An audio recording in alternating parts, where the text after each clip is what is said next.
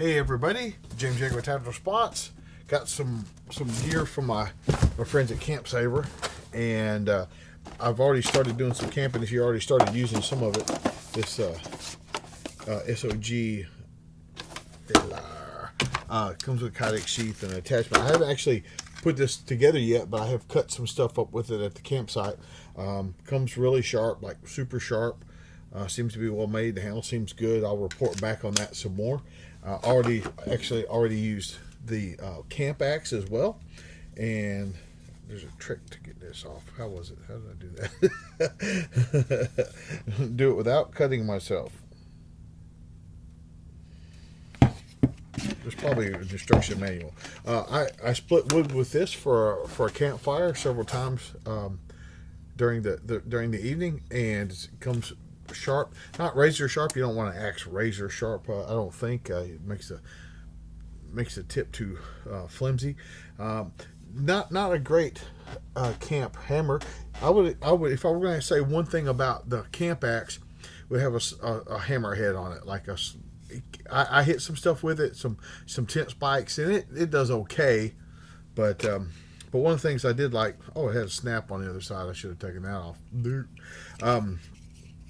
One of the things that is an advantage, if you have a leather mask for your axe, a lot of times when you hammer with it, it'll cut through the leather, and so this Kydex is probably less susceptible to that, but I don't know for sure. And then I want to get the name right, just the SOG folding saw. Yeah, just want to make sure. Comes with a nice little case. It actually is a better case than you might think, and it's got a switch like a switchblade, locks in place. And we sawed several, my grandson Bane sawed several 4 and 5 inch diameter logs with it. He's 7 years old, and so it's actually his first time like really sawing something. So at first he was just like doing this, and we talked about the full length of it, and he cut through pretty quick, probably 60 to 90 seconds or something like that after he got the rhythm, cutting them in half. And so if a kid, a 7-year-old, can do it, it's probably a pretty good piece. And so it worked really well. I was worried about the blade flexing or something with him, and even with his imperfect technique, the blade never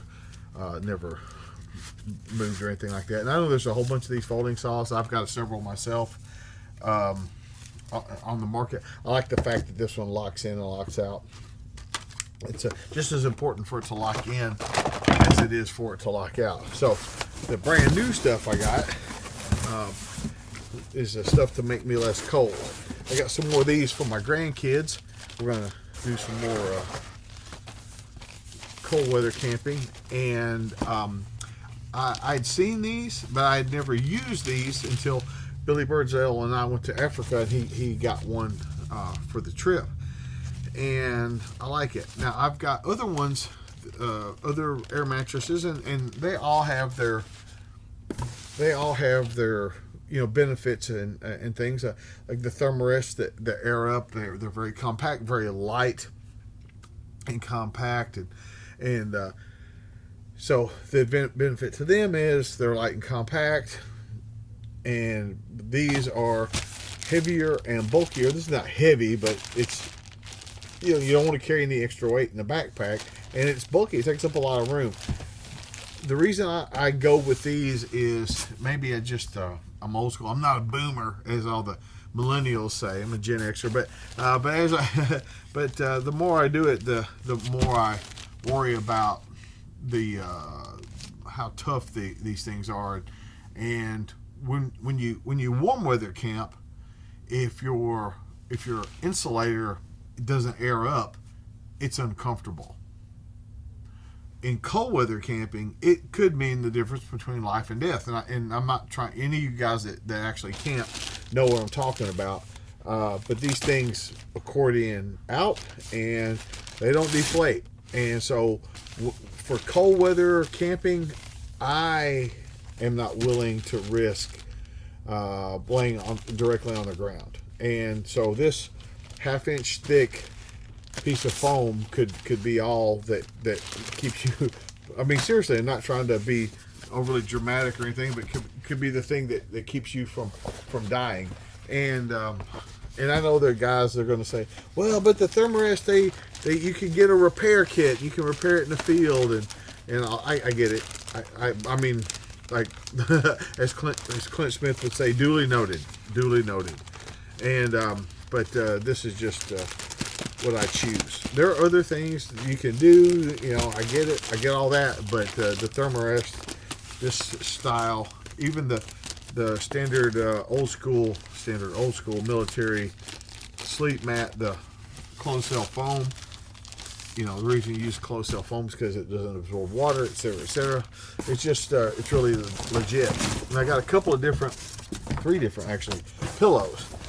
And so, oh, Jaeger, you're a pussy, and, you know, stuff like that. You can, what I've done in the past is if I've usually take these very thin dry bags like you get at Walmart, I'll jam them with my jacket or something I'm not wearing, and I use that for makeshift pillow or whatever. That's fine. There's nothing wrong with that. But when it's cold and you're wearing that jacket, there's very little soft stuff laying around out of your backpack to jam into a thing to make a makeshift pillow. And keeping your head off the ground, further away from the ground, it's the most critically important piece. And then also by Thermarest, they make these pillows. And here's kind of a small, medium, and large. And yes, it does add to the comfort, just like the sleeping pad adds to the comfort. But we're not talking about necessarily comfort in this deal. Okay, again, I'll show you what size it is here, compressed. Comfort is important, but keeping your head, that's my phone, not yours, but keeping your phone, that's your phone, keeping your phone off while you're making a video, keeping your head off the ground is supremely important. So it's got, you know, the micro pulverized memory foam in it, and so makes a pretty big pillow out of that little one. It's pretty thick, and it's memory foam, so it has a density to it that you can, you know, that'll keep your head off the ground. You can fold it if you're a side sleeper like me, whatever. But they have the small, medium, and large. There's medium, small, and of course the large one.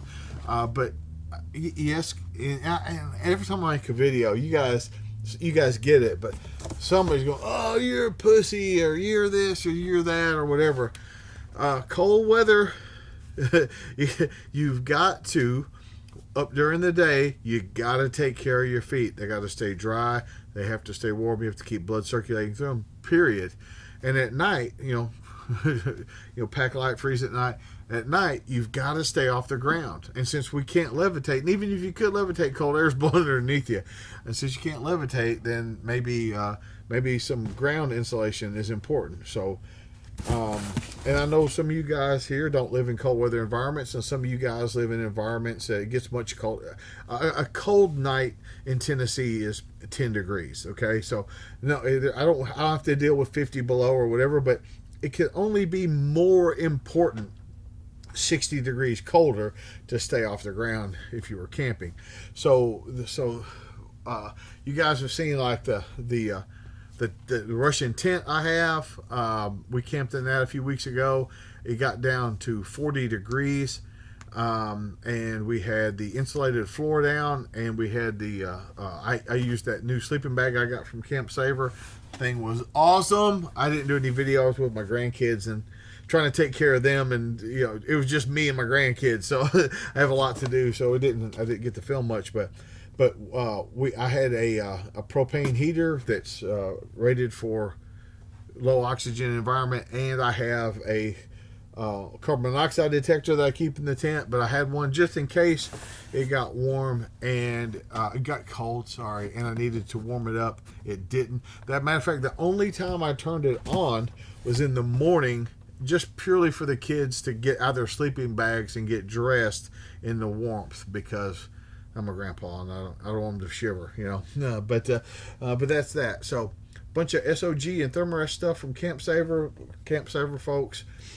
Seem to be on top of things, getting stuff out. The website's very clear on what's in stock and what's not, and what's back ordered, and typically how long the back order is, things like that. So really, I've had some really positive experiences with their stuff. There are links below the videos to these products if you want to check some of them out, check prices out or what have you.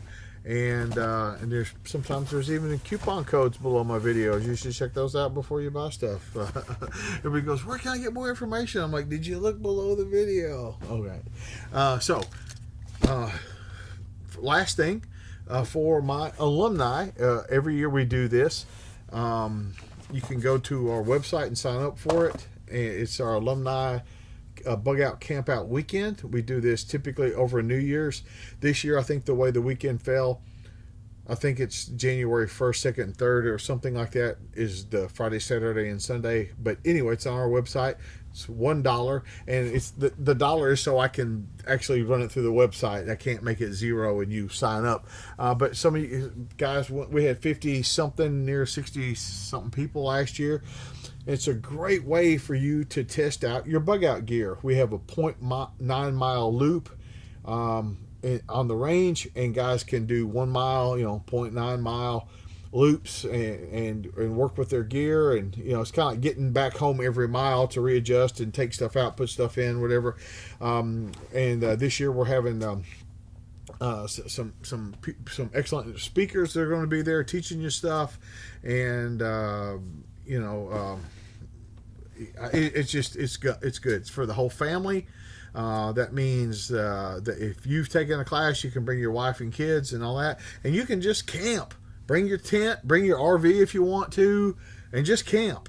You don't have to do anything. But if you want to test your bug out gear, this is a great place for you to come and test that bug out gear, and have a backup plan. Like if you got too cold, there would be somebody with a fire, that you could just go over to their fire and hang out or whatever. So it's a safe way to test your bug out gear, your cold weather gear. And for you guys that know me, I don't like to camp or hike or anything until after the first frost, because I hate being hot while I'm trying to sleep. That's the main thing. Number 2, I hate bugs. I hate being eaten up by mosquitoes, but I can put bug spray on. 3, I don't care to cohabitate with snakes. And remember, snakes don't hibernate, they bromate. That's right, bro. All right, James Yeager with Chapter Spots. Thanks to Camp Saver. Check the links below. Remember, your responsibility to be ready to fight the cold never ends.